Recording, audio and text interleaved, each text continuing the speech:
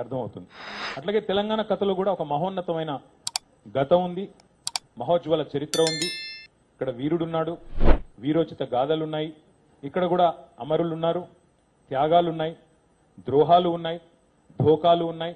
అట్లాగే బానిస సంఖ్యలను తెంచిన పోరాట కథ ఉంది, కథానాయకుడు కూడా ఇక్కడ ఉన్నారు. సరే, ఈ కథలో శకుని ఎవరో, శిఖండి ఎవరో, మారీచులు ఎవరో, దుశ్శాసనులు ఎవరో తప్పకుండా వచ్చే తరం కూడా తెలుసుకోవాలని చెప్పి నా ఆలోచన, నా భావన. అందుకే 12 ఏళ్ళు గడిచింది కదా, ఏం సాధించారు అని రవికాంత్ రెడ్డి గారు అడిగినప్పుడు నేను కూడా కొంత అధ్యయనం చేసే ప్రయత్నం చేసే వచ్చినాను. ఈ రాష్ట్ర ఏర్పాటు అనేది ఏదో ఆషామాషిగా జరిగిన పోరాటం కాదు. 1952లో, ఇంకా అంటే ఉమ్మడి ఆంధ్రప్రదేశ్ ఏర్పాటు జరగకముందే ఆనాడే మరి తెలంగాణ అప్పటికే హైదరాబాద్ రాష్ట్రంగా ప్రత్యేక రాష్ట్రంగా ఉన్న విషయం మీ అందరికీ తెలుసు. ఆ రోజుల్లోనే మరి పొరపాటున ఏమన్నా మళ్ళీ హైదరాబాద్ రాష్ట్రాన్ని ఫజల్ అలీ కమిషన్ సిఫార్సులకు వ్యతిరేకంగా, విరుద్ధంగా హైదరాబాద్ రాష్ట్రాన్ని అట్లాగే ఉంచాలని చెప్పి ఫజల్ అలీ గారు చెప్పినా కూడా దీన్నేమన్నా ఇతర ప్రాంతాలతో కలుపుతారేమో ఆందోళనతో ఆ రోజే 1952లోనే గైర్ ముల్కీ ఉద్యమం జరిగింది.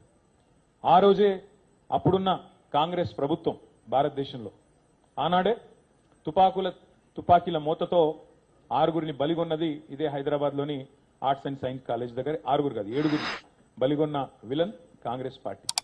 అట్లాగే 1956లో ప్రజల అభీష్టానికి వ్యతిరేకంగా బలవంతపు పెళ్లి చేసి ఆంధ్ర తెలంగాణ కలిపింది కూడా కాంగ్రెస్ అనే ఒక విలనే, కాంగ్రెస్ పార్టీనే. అందులో ఏమాత్రం అనుమాత్రం కూడా ఏమీ అనుమానం ఎవరికి అవసరం లేదు. ఉన్న తెలంగాణను ఊడగొట్టింది కాంగ్రెస్ పార్టీనే, చాలా మంది బలి చేసింది కూడా కాంగ్రెస్ పార్టీనే.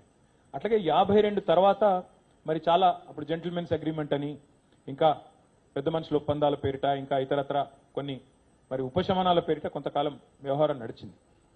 కానీ సరిగ్గా 12 ఏళ్లలోనే 1956లో ఉమ్మడి ఆంధ్రప్రదేశ్ ఏర్పడితే 1968 నాటికే తొలి దఫా తెలంగాణ ఉద్యమం ట్రిగర్ అయింది, ప్రారంభమైంది.